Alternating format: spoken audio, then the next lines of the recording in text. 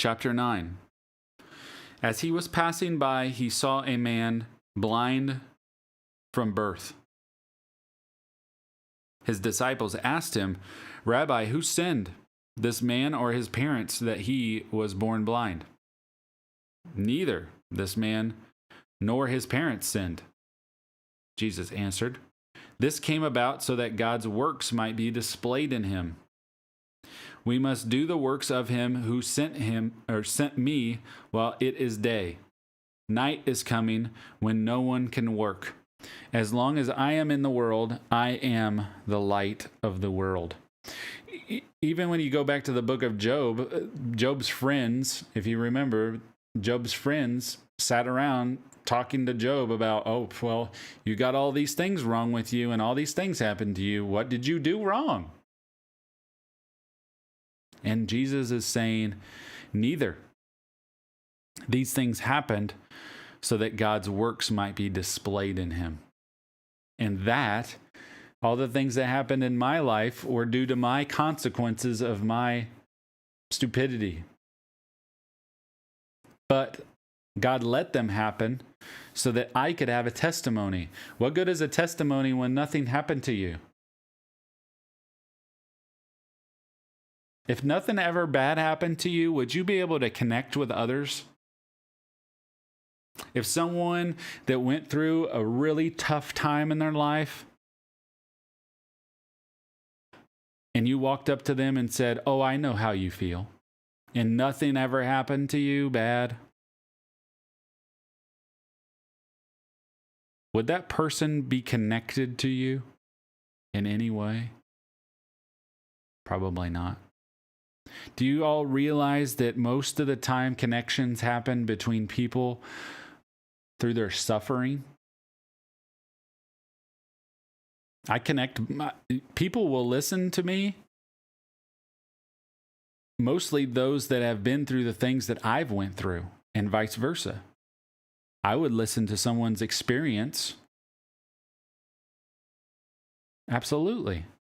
So if I don't understand what you went through, what good is my wisdom? Right? If I'm talking about something that happened to me and I said, this, and this, and you looked at me and you have no understanding of what I've been through, and you try to give me wisdom, how deep does that go? It doesn't. It doesn't go very deep. But when you realize, or when I realize that you lived through the same thing I went through, but you're on the other side of it, that changes the perspective, and the connection is then created through the suffering that I went through, or that person went through. So don't leave it out.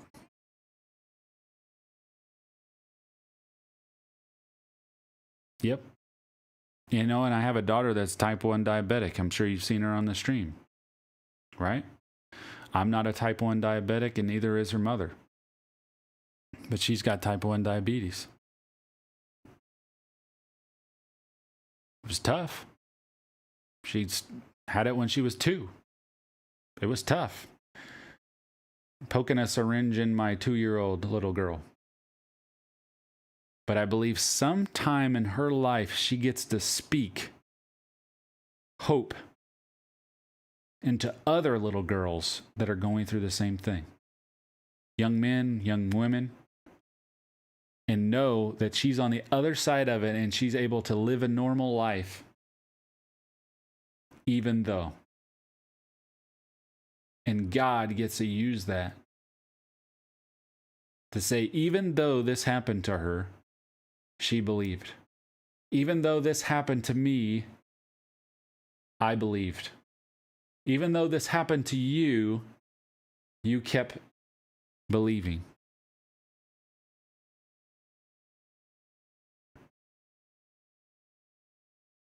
After he had said these things, he spit on the ground, made some mud from his spit, and spread the mud on his eyes. "Go," he told him. "Wash in the pool of Siloam." So he left, washed, and came back, seeing. His neighbors and those who had seen him before as a beggar said, "Isn't this the one who used to sit begging?" Some said, "He's the one." Others were saying, "No, but he looks like him." He kept saying, "I'm the one." So they asked him, "Then how were your eyes opened?" He answered, "The man called Jesus made mud, spread it on my eyes, and told me, 'Go to Siloam and wash.' And when I went and washed, I received my sight." "Where is he?" they asked. "I don't know," he said. They brought the man who used to be blind to the Pharisees. The day that Jesus made the mud and opened his eyes was on the Sabbath. Uh-oh. Oh boy. The Pharisees. The Pharisees. They're back. He healed this blind man from birth on the Sabbath. We're in trouble. Isn't that how we are today, guys? Didn't you hear? He said, "Wait a minute, that's not him. That's not him. Yes, it is him. No, it just looks like him." You see? See the doubt? See the doubt because we're thinking in human terms? How could this man be healing people? It must be somebody else. Some of the Pharisees said, "This man is not from God because he doesn't keep the Sabbath." But others were saying, "How can a sinful man perform such signs?" And there was a division among them. So you can already hear some of the Pharisees, probably the ones that Nicodemus was talking with, right? Because there were some good Pharisees, Nicodemus being one of them, that really believed because they lived their whole lives. Most of the Pharisees were older. They were older men, and they were set in their ways. They reading it over and over again, and to see it in front of them, it was like, no, this isn't. I've read it forwards and backwards 500 times. But there's always going to be Pharisees. There's going to be Pharisees in the chat. There's going to be Pharisees in your life. There's going to be Pharisees in your church. There's going to be Pharisees at your work. And they're going to say, "Well, he's doing this on the Sabbath. Oh, I feel bad for you." Right? Those are going to be the Pharisees. And then there's going to be those people that just truly don't believe. Right?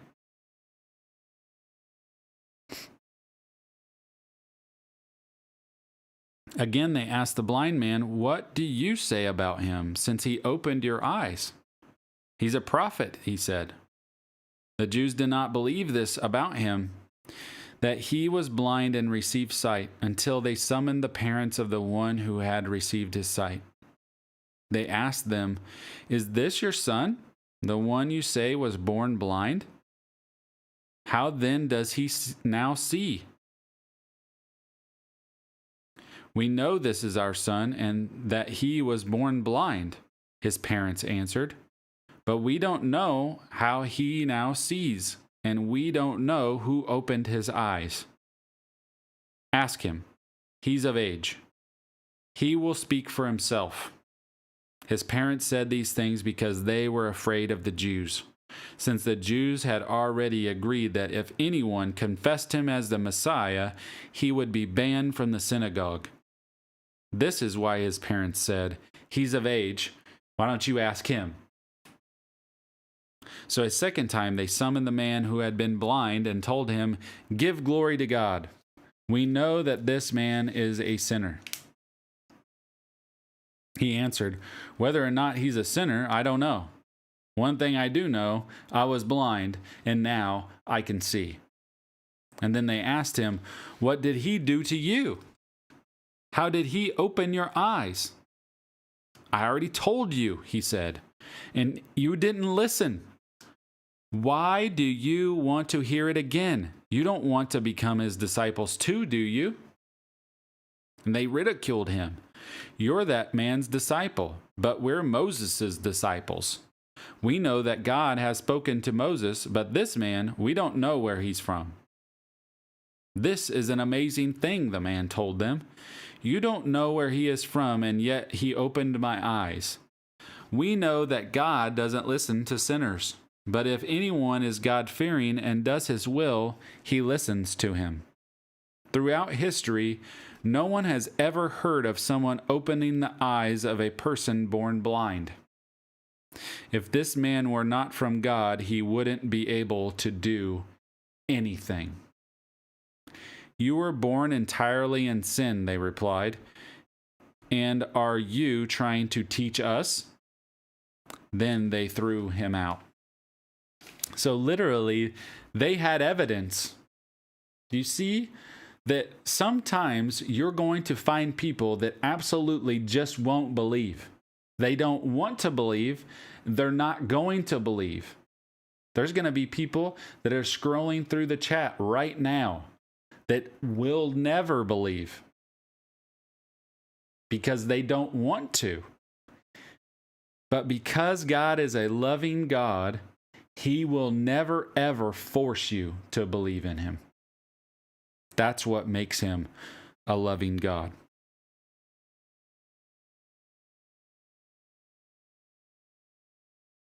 Jesus heard that they had thrown the man out. And when he found him, he asked, "Do you believe in the Son of Man? Who is he, sir, that I may believe in him?" he asked. Jesus answered, "You have seen him. In fact, he is the one speaking to you." "I believe, Lord," he said, and he worshiped him. And Jesus said, "I came into this world for judgment, in order that those who do not see will see, and those who do see will become blind." Some of the Pharisees who were with him heard these things and asked, "We aren't blind too, are we?" "If you were blind," Jesus told them, "you wouldn't have sinned. But now that you say, 'We see,' your sin remains." It's a lot of teaching. It's a lot of information. I know of those of you that maybe don't sit down and read it. I'm telling you, I have no degree. I am not a theologian. I'm not even a real good studier. Guys, I'm really not.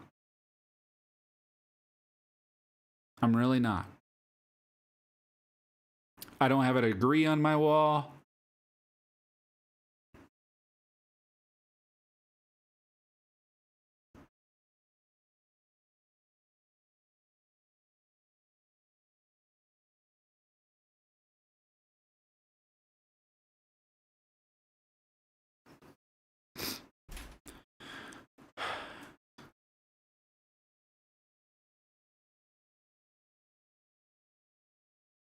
I don't prove to know the Bible forward and backward.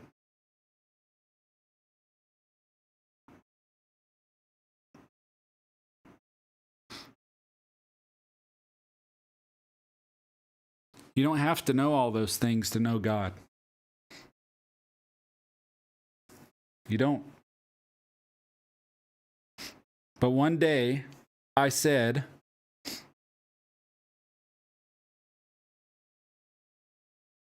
"God, I want to know you."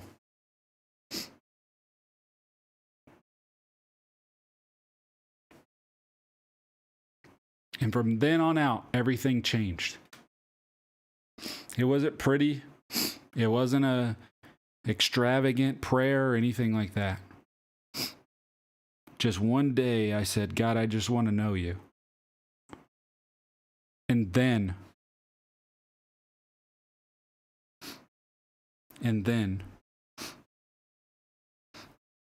the world said otherwise, but God.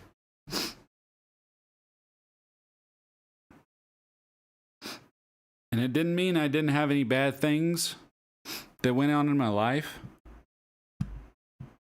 When I accepted the Lord, I was like 15 years old, and I went through some tough times, even all the way up till now.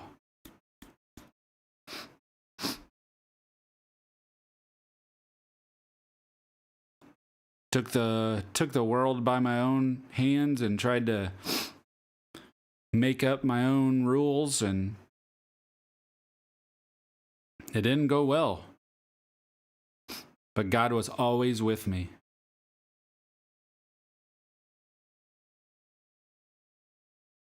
I feel bad for those that try to go through the hardships of life without God.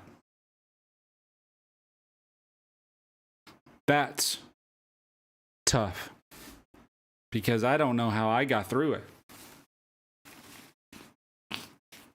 But God, He was with me. He didn't forget about me. He got me through. But I feel bad for those that go through hardships of life and they don't have a God to run to.